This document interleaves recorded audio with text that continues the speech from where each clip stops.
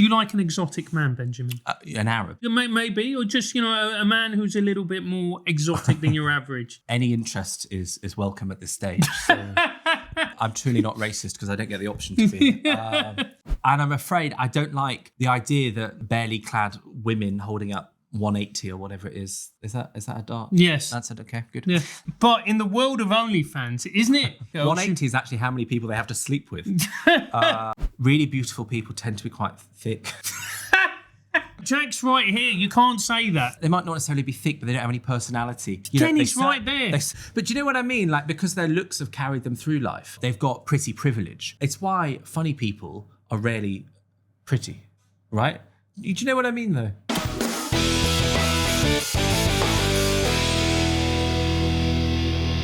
Hello and welcome to Francis Foster Sorts Your Life Out, the show where I indeed sort your life out. Now, bear in mind, I am not a therapist. I am not a psychotherapist. I'm not a physiotherapist. So you know that the advice you get on this show is going to be golden.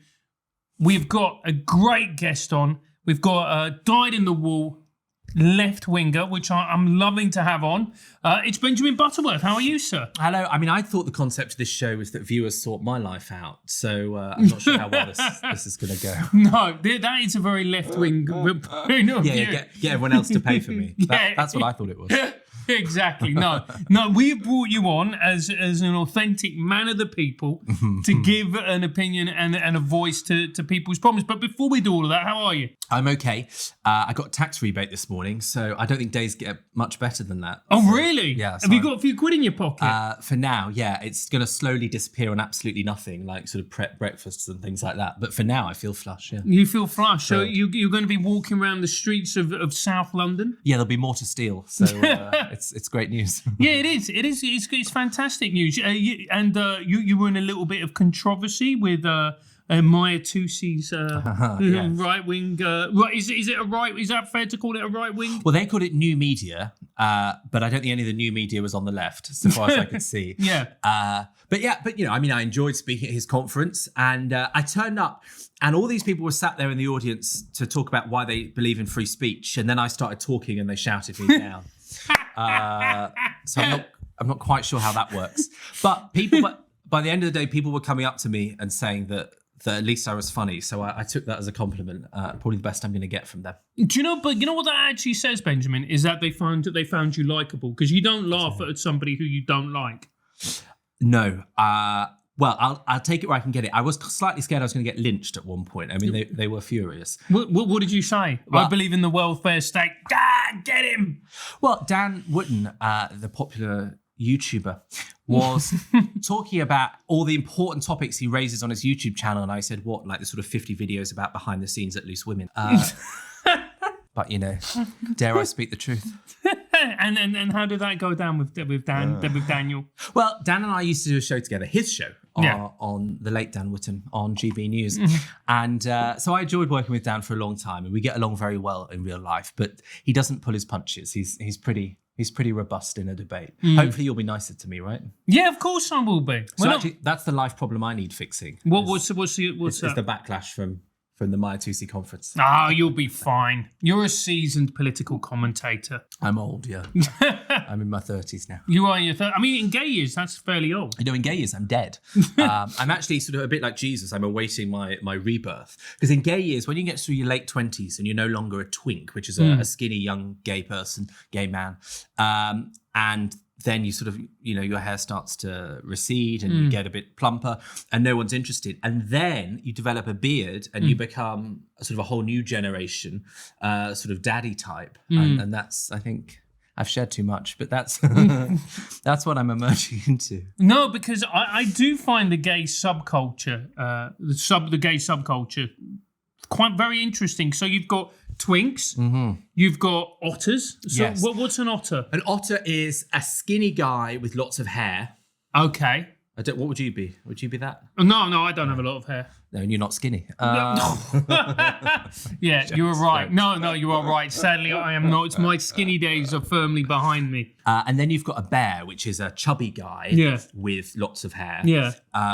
And I think there must be loads of others, but I don't pay much attention to them. To be honest. Okay. I'm not really sure I fit in any of those categories, but I'm just glad if someone still takes an interest at 33, because that is gay death. Yeah, I just can't. I can't actually believe how ageist gay lads are. Yeah, but I mean, it really does come back round. Like when you get a bit older, then you start being attractive in a completely different way. So yeah, I just have to hope and pray that I will be attractive to vacuous city gay men again. I can only dream. You can only dream. I said to a friend the other day, I spent so long looking for a sugar daddy, I've now accidentally become the sugar daddy. Well, yes, this is it. You've got your tax rebate, Benjamin. Exactly, yeah, precisely. They'll be queuing up by the time I get home, I suspect. Yeah, they will be. They will be. Wanting a bit of Benji's sugar. Anyway, on that note, let's go with our first one, please, Jack. Our first dilemma. Dear Francis, I've stopped calling myself right wing because it comes with too many awkward labels. Yet I still think migrants shouldn't be housed in 5-star hotels at taxpayers' expense. Is nuance dead on our side of the spectrum? Well, first of all, I think the way that everyone has to put themselves in a camp, I find really quite tedious. Particularly if you're Jewish. People, you made that joke, not me. Yeah. But you know, everyone likes to see things on tram lines now, where they've got a straight line in which they must understand the world, and the realities and complications and other people's views that might affect that have to be ignored. They have to be adjusted to follow the straight line that you're going to be on for 80 years. And I think that's such a reductive and ridiculous way to see the world, because it's not how life works. It's not how the world works. So I can see why he's frustrated by using the label right wing, but it sounds like he uses that, or she. Is it he or she? I don't know, or they. We don't see gender at this podcast, Benjamin. I don't either. Find some agreement. So they clearly sounds like they're labeling themselves as right wing, right? Yeah. And so are they not causing the problem for themselves if they're doing that? Are they not asking for a reaction? You know, anybody that starts a conversation by saying, I don't want refugees in 5-star hotels, is probably looking for a confrontation, right? Yeah, I mean, I do agree with what you're saying, although I do also, look, some issues are just divisive by their nature. They engender, or maybe not divisive is the wrong way of putting it, but just engender a strong reaction within people. And there are just certain issues that do that. I think this is an issue on which both sides of the political spectrum get quite polarized over. People I think there's a lot of people on the right, and particularly people in the centre, and even some people on the left, I would argue, who feel that there's an unfairness to this, in that these people have come to this country illegally. I think there's also people who are on the more progressive end of the spectrum who would look at it and go, well, these people are refugees and it's our duty as a wealthy country to look after people who are poor and vulnerable. So I think naturally this is one of those issues that people get very, emotional about. I think there's a lot of hypocrisy and lack of reality in that debate. So first of all, no refugees in a 5-star hotel, though rather a lot of them seem to be in 4-star hotels, but they're much less expensive. I don't know how much of a defence that is. But they're not in 5-star hotels. But I think, you'll get lots of people that rightly, on the right, as well as other people, who will talk about how we took in Jewish refugees around the Second World War, which actually Britain very reluctantly took those refugees in. There were lots of sort of fake permits and things to get many hundreds, if not thousands of those people in. Yeah. But we did take them, and we're proud of that, and we're right to be proud of it. And yet when you ask them about people in horrific persecution today, they'll say, absolutely not, don't let them in. Yeah. It's like, well, can you really be proud of what we did before if you don't want to do it when it's you that might have to make a small compromise with tax money? But the other thing is that then on the left, and this does really annoy me, and I've had this debate with friends, where they'll say, okay, well, these people are in awful situations. They're gay in a country where that can get you killed by the state, or they're in a horrendous war zone, and there are more countries in active wars today than there have been any point since the end of the Second World War. So there's a lot of wars going on at the moment and conflicts. And obviously, I think we should take some of those people, but there's been a failure to explain that the world has changed. The ability to get from a war zone or a country that's oppressive to your identity to Britain has never been more possible. And so on the one hand, the right drives me mad because you get these people that say we don't want to take anyone. Well, actually, we're perfectly capable of taking some people, and it's the morally right thing for a relatively rich country to do. But then on the other hand, you get these people that say, well, we should take everyone, which is clearly impossible. You know, there are billions of people below the poverty line, sadly. And we obviously can't do that. But when you make that argument, then you lose to the people that don't want to take anyone. So it does drive me slightly mad. You heard it here first. Benjamin Butterworth, right wing. Well, but you know, I wish Keir Starmer would make that argument, because he's trying to be this kind of faux reform. You know, that's the rhetoric that's coming out. When actually, I think his view is the one I just described. Right? He knows that it's not possible. Of course, he doesn't want to take millions of refugees a year. No, that's just impossible. But he doesn't bother to defend the principle in the first place, is that we should be a decent nation to a number of people that we can take. And I think he would get further if he actually made that slightly more honest argument. Well, look, and it's also as well, I don't think people realise, so everyone can drink now, but I was a teacher and I taught in very deprived areas of South London and East London in those types of schools. And I would teach a lot of refugee kids. There'd be a lot of kids who came, Afghanistan, kids from Somalia, Afghanistan, and Syria. And I taught those kids, and we would take quite a significant number. I think the issue is not that these people are refugees. I think that these people came to this country illegally is what grinds people's gears the most. But then if you take Sudan, for example, which is contrary to what you'll see on Instagram, the worst famine in the world right now, and the most deadly war zone is Khartoum, the capital of Sudan. Yeah. Well, one of the highest proportions of nationalities coming over on the channel is Sudanese at the moment. Yeah. Now, what is the legal way for someone from Sudan? They can't fly. There are no flights. Yeah. What is the legal way for them to enter the country to request refugee status? There isn't. And that's the case for a whole number of conflict zones.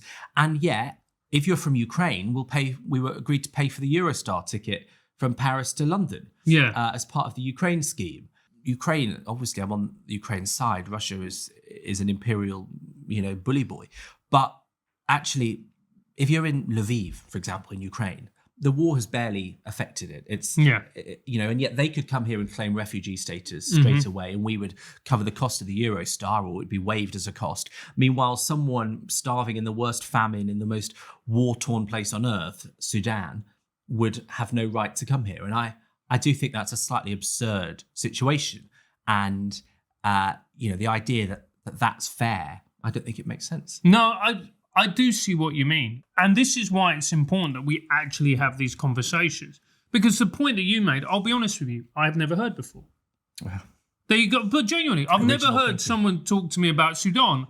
I like to think that because of TRIGGERnometry and what we do there, I'm kind of across geopolitics. But the reality is I'm not, because it's pretty much impossible to be. Yeah. And really what we focus our attention on is the Middle East, not just Gaza, but also Syria. We've done an episode, very, very good episode about Syria and about the rise of Mohammed al-Jilani and ISIS. He's a former ISIS and all the rest of it. So you go, well, these are very, very difficult subjects. These are subjects that, by nature, they're fairly polarizing, but also not everybody knows everything about them. I think I'm more informed than your average. But when it comes to Sudan, I don't know anything about Sudan. You see, part of where my knowledge comes from is that I like to go on ridiculous holidays. So I haven't been to Sudan because you can't get in at the moment. It's too dangerous.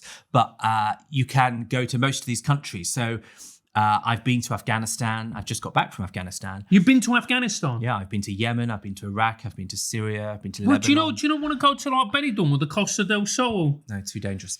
But basically, fair enough. My holidays are the refugee route in reverse. So they come here and I go there. That's the one in, one out policy. Can I ask a question? Mm-hmm. Do you like an exotic man, Benjamin? An Arab? Do you mean? Yeah, no, not necessarily. Maybe, or just a man who's a little bit more exotic than your average. To be honest, any interest is welcome at this stage. So I'm truly not racist because I don't get the option to be. But no, it's not why I go traveling. But no. I do find these places fascinating. I basically only go on holiday to countries where they kill gay people. So you like a frisson? Yeah, I like living on the edge. Yeah. And a friend said to me, "You're like a cockroach. You literally won't die despite all the best efforts." I was in Syria in February. Not long after the new leader came in, and I was in the Al Qaeda controlled area, which is where he's from, and I was walking around and I hadn't read the itinerary. I paid for a tour guide, obviously. I'm not completely mad. And I was. But you didn't read the itinerary. I'm walking around in a bright red Zara jacket and big Alan Carr-like glasses in a place where, they would put me up on a crane straight away. So, live on the edge. And I pay for my own hotels in those countries. So it's better than what they get here. There you go. Well, I'll be honest, I was impressed. And then you went, I pay for my own hotels. I'm like, well, who else is going to pay for them? The taxpayer. Yeah, that is true. Well, good point. Good point. No, so look, I think the reality is we just need to have a conversation about this. And the problem is the fact that people are coming illegally angers people. And I understand that anger. Yeah, no, and it also makes sense. But the problem is, if we were actually honest about solving it, you would have a legal route for people from some of those places to come here, which doesn't exist, basically. But how else? Because you ain't getting a flight out of Khartoum, which is the capital of Sudan, into London. And that's one of the biggest nationalities, as I say. If you're coming from Yemen, right, how is it that they're going to be able to find the legal route? There isn't an option. You can't apply in advance of being here. And so you sort of create the situation in that sense. But there are also people that don't need to do that route, that are economic migrants alongside them. Yeah. I think if we were more honest, we would create an accessible legal route and a cap on the numbers. But can you imagine the Daily Mail headlines or the GB News headlines? If a government did that, it would be, oh, you're letting in 50,000 people from Sudan and Yemen and Afghanistan. People would still be furious. But there's a dishonesty to that, because I don't want to be a country that doesn't take anybody. I think we're better than that. No, I agree. But then I go back to my time teaching. I taught a lot of Somali boys, and I taught a lot of Syrian children. So I don't actually know the percentage or the number of people that we take in as refugees, but I do know there is a number of them. Yeah, because I've taught them. What do you know? Because I'm a great guy. Yeah, you are. I think we've got that. There's a guy I know called Luai Ahmed, and he's from Yemen, and he was a refugee to Sweden. Yeah, and so he was in a refugee camp in Sweden when he arrived about 10 years ago now, I think, maybe less. He's now a Swedish citizen. And he's become a vocal critic of Europe's policy on these issues, despite being a beneficiary of it, or because he was a beneficiary of it. He was, although it wasn't the only reason, but he was a gay man. And so that was part of his liberation of being able to move to Europe as a gay Arab Yemeni. And he describes how the camps he lived in for his first period of time in Sweden were radicalizing people. The same extreme version of Islam that he lived under and the authoritarianism of Yemen was replicated in a camp in Sweden in which they celebrated terrorist attacks. They made no effort to integrate or adapt or assimilate to Swedish culture. And actually, it was radicalizing some people because it was the only way for them to sort of have a social network once they'd arrived potentially alone in Sweden. And so he's become incredibly critical that if Western countries take refugees in, but then actually make no effort or requirement for them to adapt to our cultural norms. And it's not to say that, they don't have good things about their culture. Of course they do. But you sort of almost intentionally segregate. So you take them in and then let them live separate lives. And it's no wonder you end up with people being angry at each other. Well, I made this point. Constantine and I did a conversation. We do one like every couple of months, just talking about, the state of the world and a variety of different things. And that's the point that I made. It's like, if you take refugees in, people think, oh, you just take them in and that's it. And it's like, no, particularly the children, they need support. They need English as additional language teachers. A lot of the time, these children may not have gone to school for years because they've been displaced, there've been no schools, they've been living in war zones, they've had to travel across multiple countries. So they're not only at a disadvantage because they don't know the language, they're also academically behind. And also as well, they might need therapy because they've been in war zones, they've been traumatized. So it takes a lot of money and it costs a lot of money. And I'm in agreement with you. I think what we need to do is sit down and have a very open, direct and honest conversation about what it is that actually entails. How many people can we actually afford to have in here? Because there's no point bringing people in if we can't afford to support them. I agree. And I think the question ended, is nuance dead on our side, his side of the spectrum? I think the answer is no, nuance is well and truly alive. I think we've We found some nuance. There we go. We found some nuance. Perfect stuff. Well done. First one, smash. Well done, Benjamin. Our next one is our local pub replaced the dartboard with a QR code quiz to be more inclusive. Is inclusivity still inclusivity if it erases the thing you're including people into? Well, two things. I hate QR codes, but I don't have a clue what they've got to do with inclusivity. With a QR code, because I think what they're saying is that darts is associated mainly with masculine white work, not masculine, no, white working class men who tend to be more masculine, shall we just say? Yeah. But what does the QR code? Because it's a quiz, so that people can then go and do the quiz, and then they can take part in a pub quiz. I see. So the quiz has replaced the dartboard, not the access to the dartboard. Yeah. I see. Well, I have a real pet peeve with QR codes in restaurants or cafes, especially restaurants, because you're paying a decent whack to have a meal in a restaurant. And when they come over, even in somewhere like Nando's, frankly, and they come over and they point to the black and white dots and say, scan that and order your meal. I'm like, well, no, if I'm paying £25 for a chicken or something, actually, I'd quite like you to talk to me and explain what's in the meal. So I really hate the fact that that's a COVID hangover in some places. So that's the first thing. And then a quiz instead of a dartboard. Well, I don't see why you can't have both. Wouldn't that be inclusive? Yes. To have both darts and a quiz. I mean, most pubs surely, they do quizzes because it's the only way to get lots of people through the door, and no one goes to the pub these days. And then you buy 4 pints over 2 hours, right? Yeah. But you know what? You actually make quite a good point, because here's the thing as well. Look, in the rush for inclusivity, and I understand that we want to make sure that as many people can enjoy a particular activity as much as everyone else. But there are certain things that are just going to attract a certain demographic. Yeah, when I go to drag nights, there aren't many straight masculine men there. So. Jack loves a drag night, don't you, Jackie? He'll be there with his platforms on and his sequined hot pants. But no, it's just, and I remember there was this, so they used to have girls at the darts. The type of, attractive young women in skimpily clad, showing up various signs or whatever. And then because of this protest from feminists, they were banned. And someone put out this beautiful tweet, which was, at long last, they've banned the girls from the darts, for the dart girls, now ensuring that the fifth wave feminists can enjoy darts in peace.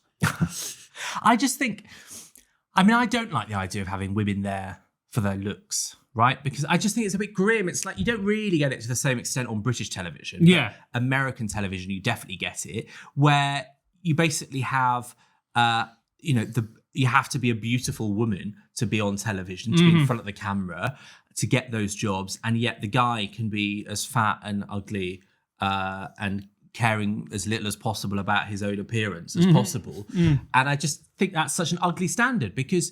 why aren't there more women doing the actual darts, right? There are not many. You talk about people attracted to particular sports or particular nights out. Well, the question should be, why aren't those women the ones playing the darts? Why didn't they get into it and train? Probably because they didn't feel included. It could be. Also, I don't know that many women who would like to play darts, maybe. But what is actually masculine about throwing I don't know what you call it. What do you? The dart. Is it the dart? Yeah. The dart, the clue's in the name. What is inherently masculine about that? It's not. It's just it's a social construct. What is inherently masculine about throwing a dart into... Well, it's not, is it? I guess. I actually think throwing a dart's quite camp, surely. Actually, it is, isn't it? You could precisely. do... Yeah. I think this is for me. I might do it. Yeah, I think I'm pro-quiz, and I'm afraid I don't like the idea that, sort of barely clad women holding up 180 or whatever it is. Is that a dart? Yes. That's it, okay, good. Yeah. Yeah, I hate that idea because I just think, think about the dads and wives or whatever that might be in the audience watching. I think the dads would quite like it. Right, but they bring their daughter along, right, to the pub for the evening, and their daughter is seeing that, no matter what happens, they can just wear a bra and stand with a 180 sign. Yeah. I think that's a bit grim. Yeah, look, okay, point taken, but in the world of OnlyFans, isn't it? Wouldn't you rather... 180 is actually how many people they have to sleep with. I've interviewed Lily Phillips, and she slept with more than 180, mate. honestly. I met Bonnie Blue last week. Yes. And she shared a picture of us together on her Instagram, which I really don't think I was her audience. But pretty weird. 200,000. I looked at the stats on Instagram. 200,000 people saw that picture of my story. And I got some pretty weird follows from it. But have you met Bonnie Blue? I've never met Bonnie, no. She's beautiful. She's clearly had work done, but there's just something glazed over, something slightly dead behind the eyes of people that do that. And it's an extreme example, but I just wonder whether the pretty woman holding the dart sign, being ogled and heckled probably by men in the pub, is actually has to be a bit dead behind the eyes to tolerate that as well. Because, they quite possibly are more intelligent than the bloke shouting something a bit crude. Oh, absolutely. Absolutely. But that's not how they're getting the chance to make money. They're getting the chance to just show their looks. I mean, I only got this gig because of my looks. But, well, that's it. So I do understand it, but that Jack was insisting that we book you in. Yeah, it's fine. Finally, someone pretty on the podcast. I mean, I'm no Claire Fox, but yeah, I just think there's something a bit miserable about all that, and can't we do better than that? Yeah. Okay, that's fair enough. What about because she appears on GB? She was a former Leilani. Oh, vaguely. Yeah, so, and she used to do GB News a lot. I don't know. She's a former Page 3 girl. And she was an F1 girl and a Page 3 girl. And then she made the argument that, hang on, it was my choice to do it. I wanted to do it. I actually earned really good money out of it and built myself a career. Are you denying the Leilanis of this world the chance and the opportunity to build career and earn money? I was watching the Vanessa Feltz show yesterday because someone has to. And they had Nicola McLean on, who was a Page 3 girl who now argues against that. So she had the same career, but has come to a completely different conclusion. Yeah. She says that, she's ashamed of, well, she's not necessarily ashamed, but that she doesn't think it's a good role model now that she's a mum. Yeah. And that it kind of pigeonholed what a woman could do. And I guess, there is definitely a debate here, but I guess the point is that if you rolled the clock back 20 years, those women going into F1 or whatever, right, maybe the only job that they could get that paid a proper amount of money if they were interested in sports, for example, not that they're all interested in sports, I suspect, but was to be the pretty person in front of the camera doing something slightly infantile, right, slightly, unremarkable, other than their looks. And so is the problem not that that's the only opportunity those women were getting, whereas no one was probably saying to them, what about your brain? Was it that they had to do that because that was the way forward? There was a lack of choices. So I guess if you have a situation where a woman is as much considered for her brain and the chances of being CEO as she is for that, then maybe it's not a problem. But isn't the problem the structure that existed in, because that was the only way for them to move forward and make a proper financial income? Maybe, but there's always been women who've done very well in business, who've done, I remember, she's a mate of mine, she's at GB News, Michelle, I'm so bad with surnames, Michelle. Jubes. Yeah, Jubes, Michelle Jubes. She's somebody Michelle is a very attractive woman who's had an incredible career in business. But I suspect started out as a shelf stacker, I think Michelle did in Asda, I think. She's got an amazing life story. Yeah. I think she's properly wealthy now. So well she done. Is.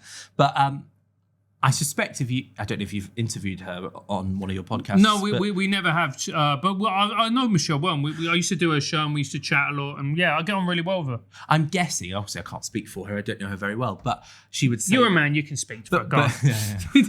But I suspect she'd say that men had judged her at lots of stages and that they thought she was a dumb blonde and probably actually isn't this the point, that because she's quite an attractive woman that they had probably pigeonholed her and thought less of her intellectual capabilities and her business skill because of that? Maybe, but then more which fool is obviously them. wrong. Yeah, more fool them. I think being underestimated can be probably quite useful in business, I dare say. Absolutely. The idea that she will walk into it, if somebody has got to a particularly high level, or look, you can tell if someone's sharp or not, regardless of their looks. And if you immediately think that because of the colour of someone's hair or because they're young and attractive, they are going to be a little bit, shall I put it, not bright, then more fool you. I know, but yes, and maybe I'm a hypocrite saying this, but there is something about really beautiful people that, and obviously I'm not referring to Michelle, but really beautiful people tend to be quite thick. I know maybe that just contradicts everything, but like He's right. Jack's right here. You can't say that. no, but they tend not to. They might not necessarily be thick, but they don't have any personality. Kenny's right there. They certainly don't have a sense of humour.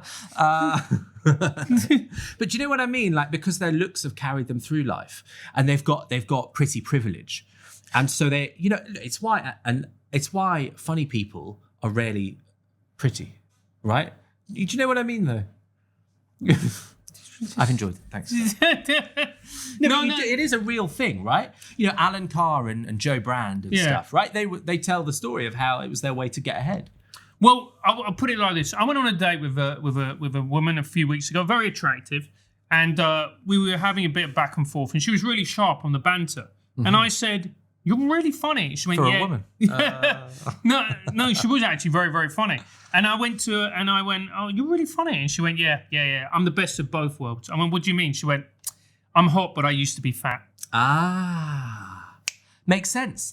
I was at university with this really beautiful guy, and he was so down to earth and charming and interesting, and he had been really overweight his entire time growing up. So his sense of self had been shaped in a different way to the one that I saw as a university student. It's definitely a thing. Right? Yeah, it is a thing.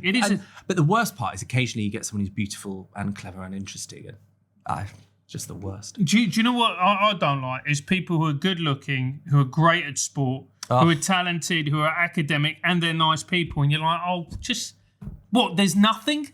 There's nothing. But here I am. And then they turn out to be an alcoholic, and you're like, thankfully, that's so nice. Yeah, thank God there's some trauma. Yes, marvelous. So yeah, I think we should be inclusive, but not of thick, pretty people. Okay, there you go. Unless you want to sleep with them. Do you know what though? And maybe this is my own hang-ups. I actually don't find really pretty people attractive, partly because they invariably are quite dull, but also because I find it quite hard to relate to. Like just beautiful people. I'll be honest. And I don't just mean looks. I mean people that work out on their body and everything. I'm like, I cannot be bothered. Like I'm not matching that. So move on. No, not that they ask. I wish I had your integrity. If I was given the option, I'd be like, you know what? Come on, let's make it work. Fortunately, you're not given the option. So. That is sadly true. Dear Francis, the high street in my hometown is now vape shop, Turkish barbers, and charity shops. Is that decline or just evolution? Well, the Turkish barber shops I'm very grateful for because I will only use Turkish or Kurdish barbers. Why is this? You don't get better than this hair. They're just fantastic. I mean, really. My barbers are Kurdish rather than Turkish. And do you get the nose and the ears and everything done? No, they do that flame on the ear and stuff. And that terrifies me. Yeah. No, I'm scared of, the idea of putting fire next to my face doesn't seem like a great idea. Fair. But they have a skill. And I've asked the various Kurdish barbers I've used, and they're always men, and I think it's just like a cultural thing that they learn how to cut hair at a young age. And they are so much cheaper than conventional British hairdressers or barbers. I mean, a haircut and shave for me will be like £30, which at least in London for both of those is that's value. very good. That is very good. Yeah, in a vaguely nice part of London. Yeah. So I think Turkish barbers is a great advance. Yeah. Thank God that we have those. Or thank Allah, whatever they want. Vape shops. I'm not a vapor or a smoker. How do they make so much money to just have the shop? That's what I always wonder. Well, there is the argument that these are fronts for nefarious businesses, shall we say? What? Apparently, that is the argument. But then also the counter to that is there's a lot of people who vape.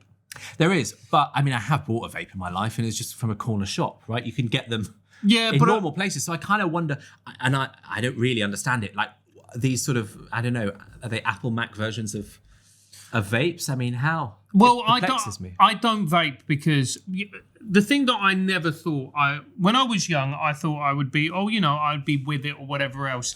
And then I've woken up and I'm 43 and I'm just deeply angry. You've woke? Yes, I've woken up and I'm deeply angry.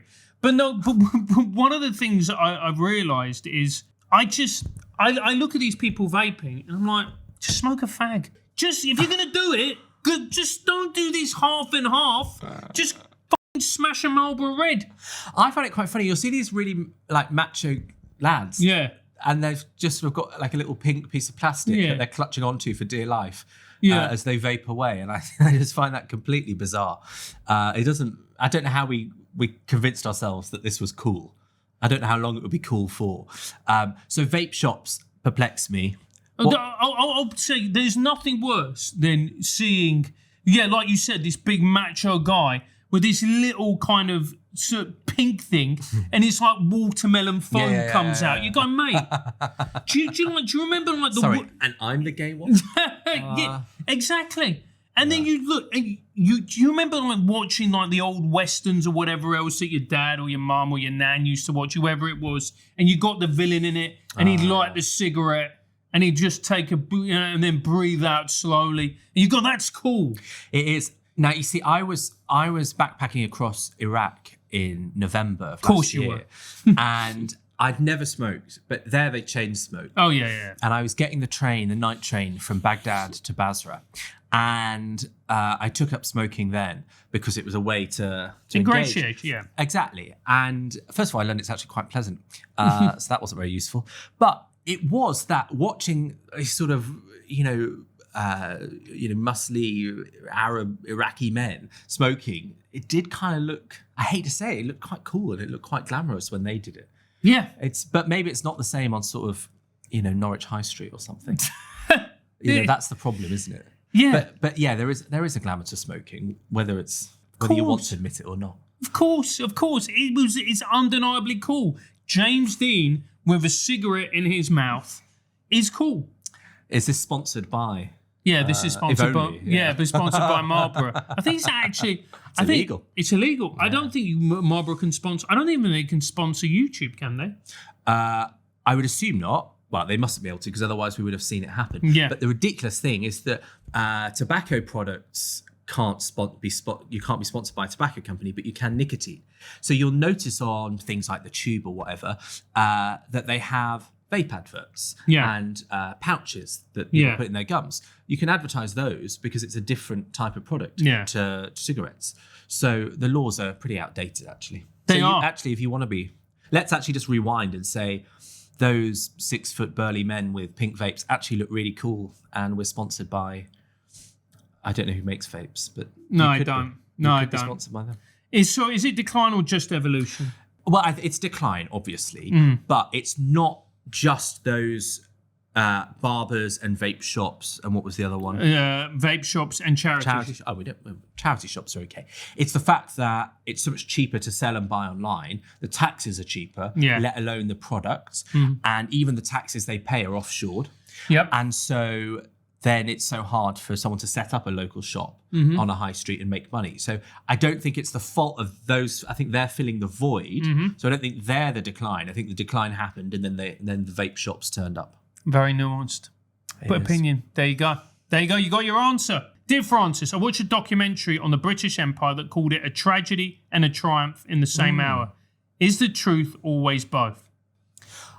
I mean, great question. I don't know how this is sort of ruining someone's life. That would be my first concern. Well, there's a person on the internet who's having their life ruined by something even more innocuous. So let's go with that. I mean, I wrote a column for the Washington Post about how Britain exported homophobia around the world, which it did.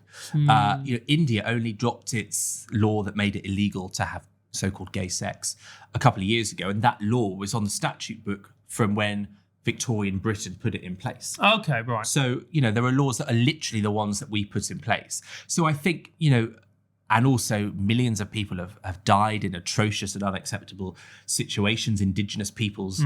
Australia is just one example. And so there is an enormous amount to regret and be ashamed of and recognise as wrong about the British Empire. And I hate that when people say, well, you're rewriting history. It's like, well, actually, I think the rewriting was the version that pretended none of that happened. But there is another side to it, which is why I think this person is right. Because there are lots of sort of, I mean, in many ways, it was like, the original McDonald's. We exported a sort of convenience and conventionality, if that's a word, life and to structures and to ways to run society that did improve many countries. And you also can't pretend that that wasn't the case. And actually, that's why there's still something like 52 countries in the Commonwealth and 15 or 16 countries that the British monarch is head of state of, because there were good things that were exported. And if you look at some of the African countries that got rid of the British monarch, which is obviously their right to do because it is kind of farcical. That's where you lose me. Well, but it's also I'm joking. It's also the case that they've not been replaced by much better in most of those countries. They've got worse because it's been sort of, authoritarian, thieving warlords in some cases. So there are two sides to it. Yeah, there absolutely are. But do you not find it absurd though that like Australia and Canada, and my family's Canadian, but do you not find it absurd that their head of state is an elderly man in St. James's Park? No, I just think that's the way it should be. I completely agree. I mean, the Americans know, but then that's why, they've gone down their path. It's wrong. Yeah, they want us back, don't they? Yeah, of course. Yeah, of course they do. And I actually, whenever I gig in America and I talk to American comedians, and they make a point about us, and I just like, look, this place was better when we ran it.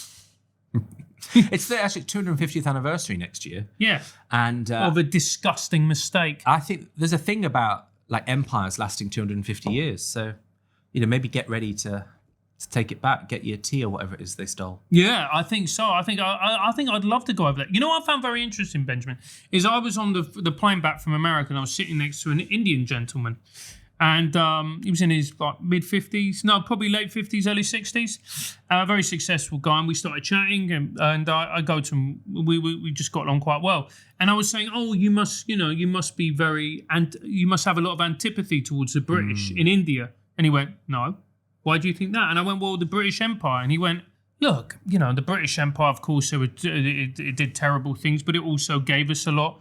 And he goes, and we don't think that about the British. In fact, we have a lot of affection towards the British. And this idea that, that we hate you, he said something very interesting. He goes, I'm really sorry to tell you, but you're not that important to us. Yes. We are a very big country. That's the sucker. We are becoming we're going to on the path to becoming one of the wealthiest countries. We've got, India is doing it's got the biggest population in the world. Yeah. It's overtaken China. Yeah. And it's going to be an economic powerhouse. It just is. And he was like, so I hate to break it to you, but the British are not that important. Yeah. I think that's actually the age we live in. Yeah. They can't be bothered to hate us. Yeah. Right. This is Piers Morgan's worst nightmare. Right, we have become his worst nightmare, something that you just can't be bothered to hate. They loved us, then they hated us, and now we're not that important. Except that I still think there's like a moral code that Britain has that is valuable. And you see that with Ukraine and Russia, where I think we have had some influence. But there is also a thing, Indian friends I have, they do still, at least a section of Indian society, and I've not yet visited India, but that glamorizes a sort of British adjacent, a British culture, behaving in a certain way, speaking in a certain way. They do still associate that with a higher class. Yeah.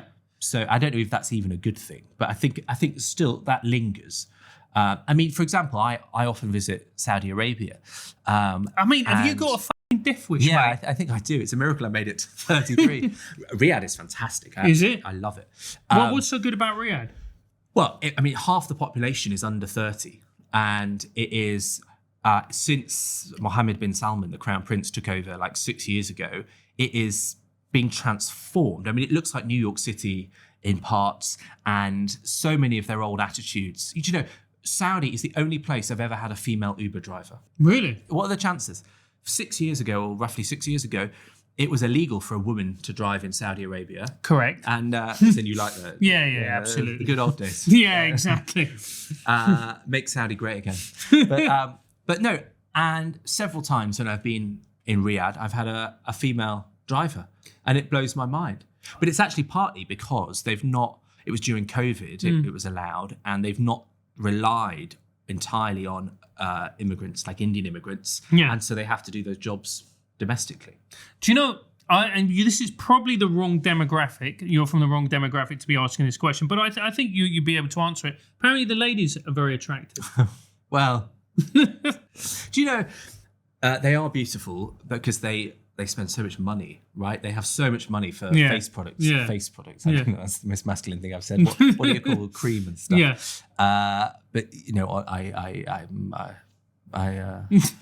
I'm aware women exist, but I don't sort of talk to them. When I was in Afghanistan, I was like, look, we'll have loads in common because I also have no women in my life. So I thought the Taliban and me would be great mates. But, no, sadly. Sadly not. The dates didn't work out. No, exactly. So women in Saudi, I will look. And I'm there in a few months. I'll look next time. Okay, and then report back. I'll report back. Yeah, I'll come back and with maybe a Saudi woman. Who knows? Yeah, absolutely. So, just bring her over. Not on a boat. Oh, please. They probably have a private jet. We're the paupers compared to them. But the reason I mentioned Saudi was because they spend a fortune in Britain. Yeah. Right now it's the middle of summer and Saudi Arabia is 45 degrees, Dubai is 50 degrees. And so they all come here, not just because it's more reasonable weather, but because they still have a glamour of that British way of life, the history, the culture, the opportunity of places like this. And so, I think we do undersell ourselves a bit. The whole world comes to London, frankly. It's still the case. Yeah. And, we might not own their countries, which is probably a good thing, but they still buy into our history and our status, at least for a holiday. Exactly, of course they do. Benjamin, it's been an absolute pleasure to have you on. Thank you so much. If people want to find you online, if they want to follow your work, where can they do that? They can send hate to at Benjamin Butter. Do you have a Substack? No. I thought of starting one. I was going to write one about my crazy travels. Yeah. Right? About all these, sort of terrorist meetings that I have in a legal way. But then I realized it's quite a lot of effort. And I'm scared. You see, you're good at this. You've got things like TRIGGERnometry and this, so it can go somewhere. But I don't like the idea of sitting there writing for 2 years and having sort of 12 people read it. So I'm a bit self-conscious about that. Yeah, my advice genuinely is just do it. Do it. You've got a following. There are people who like you. And there are people who like me. Yeah, the people who like you. People who like you, watch your stuff, engage. I'll check the comments when this is published. Yeah, engage with you. Well, there's a lot of women who watch this, and you said that they didn't exist. So, I'm not imagining they'll be a fan of that.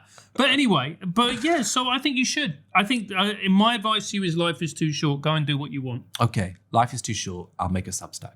Exactly. And on that note, thank you so much for watching and listening. Make sure to like, subscribe, leave a comment. If you like it, tell a friend, tell people about the show, because the more people watch and listen, the more that we can do and all the rest of it. If you didn't like it, shut your face, and I will see you next week.